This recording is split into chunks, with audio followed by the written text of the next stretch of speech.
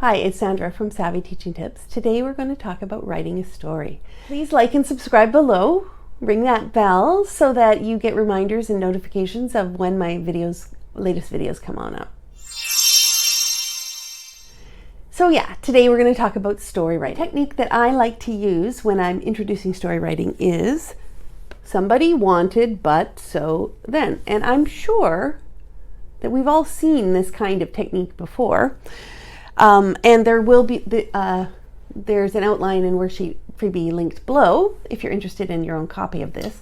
So I'm going to go through this process with you and show you how I would do it with my class. So, who am I going to write my story about today? Well, I think I'm going to write about a new girl coming to our class. What would happen if a new girl came to our class? So I'm going to draw a picture of a little girl, and she's new, and I'm going to give her a name. So we have a new girl, and her name is Lisa. Okay, and I drew my picture.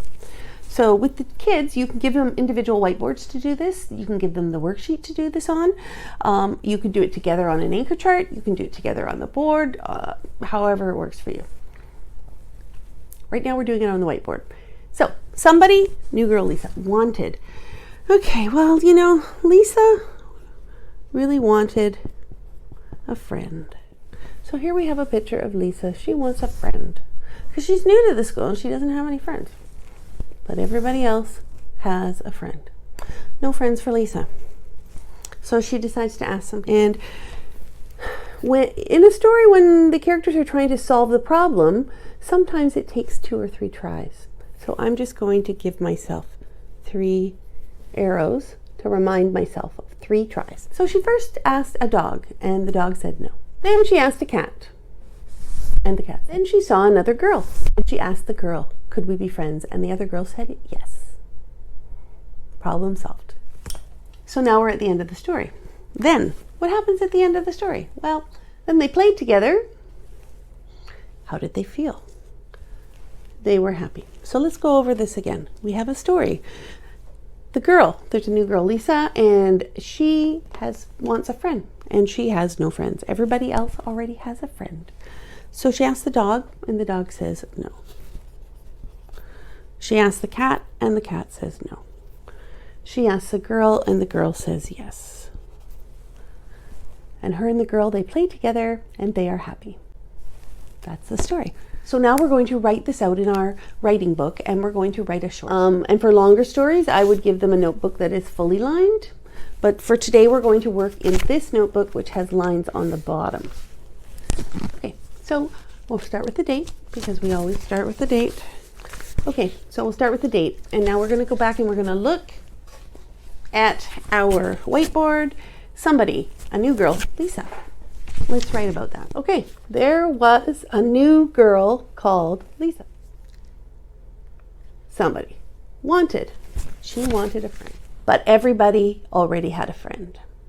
So in English, we usually don't start sentences with the word but. I mean, you can. But I think you should put a comma at the end of friend. She wanted a friend, but everyone already had a friend. So there we have done somebody wanted, but we've already done those 3 parts.